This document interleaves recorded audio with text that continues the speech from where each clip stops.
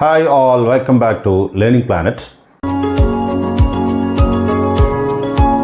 Learning പ്ലാനറ്റിലേക്ക് എല്ലാവർക്കും സ്വാഗതം.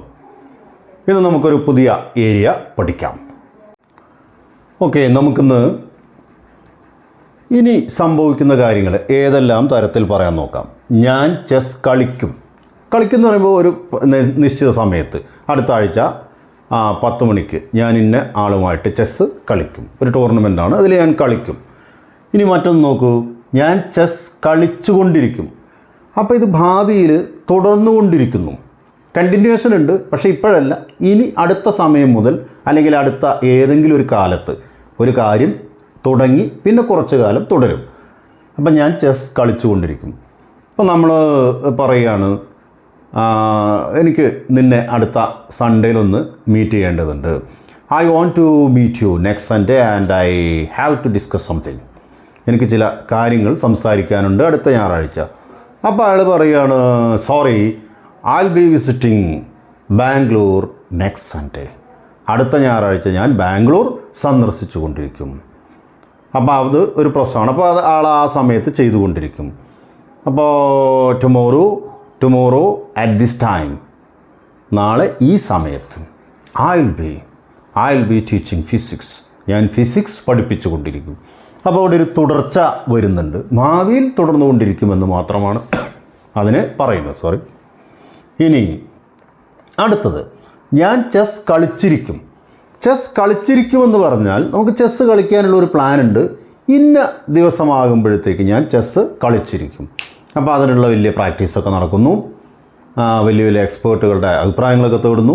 അപ്പോൾ ഇന്ന സമയമാകുമ്പോഴത്തേക്ക് ഞാൻ ചെസ്സ് കളിച്ചിരിക്കും. അപ്പോൾ അങ്ങനെ 1-2 ഫ്ലോപ്പൊക്കെ കളികളിലൊക്കെ തോൽവികളൊക്കെ ഏറ്റുവാങ്ങിയ ഒരാൾ വളരെ നല്ല എക്സ്പേർട്ടുകളുടെ ഉപദേശമൊക്കെ തേടിയിട്ട് അയാളിങ്ങനെ തീരുമാനിക്കുകയാണ്, 2026 അവസാനിക്കുമ്പോഴത്തേക്ക് ഞാൻ ചെസ് കളിച്ചിരിക്കും. അപ്പോൾ ഐ വിൽ ഹാവ്, അങ്ങനെ ഒരു അർത്ഥത്തിലാണ് ഞാൻ കളിച്ചിരിക്കും. അപ്പോൾ അത് നമുക്കങ്ങനെ നോക്കാം. പിന്നെ ഏറ്റവും അവസാനം നോക്ക്, ഞാൻ ചെസ് കളിച്ചുകൊണ്ടേയിരിക്കും. അതായത് ചെസ്സ് കളിക്കുക എന്നുള്ളത് എൻ്റെ ഒരു ഡ്രീമാണ്. അപ്പോൾ ഏകദേശമൊക്കെ തീരുമാനമായി, ടൂർണമെൻറ്റുകളിലേക്ക് എന്നെ വിളിക്കാൻ തുടങ്ങി.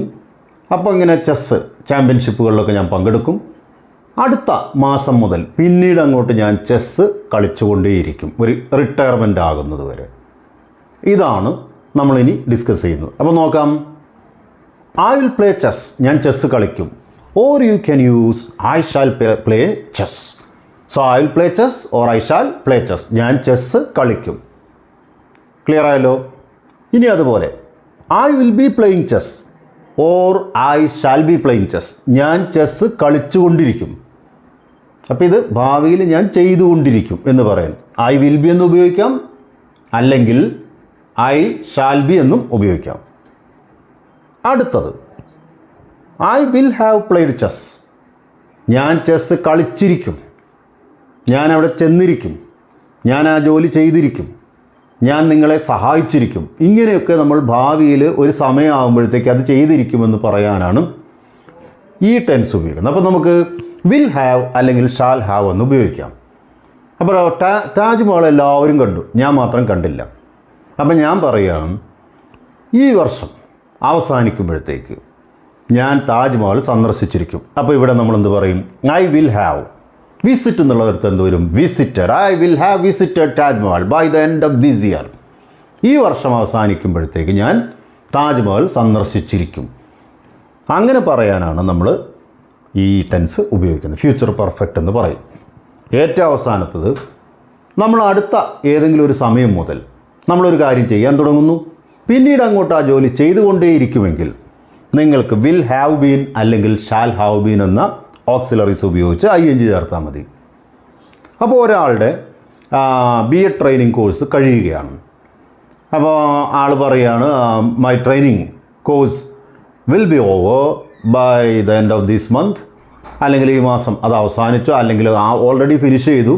I have completed my BEd training course and June onwards, from the month June onwards, I will have been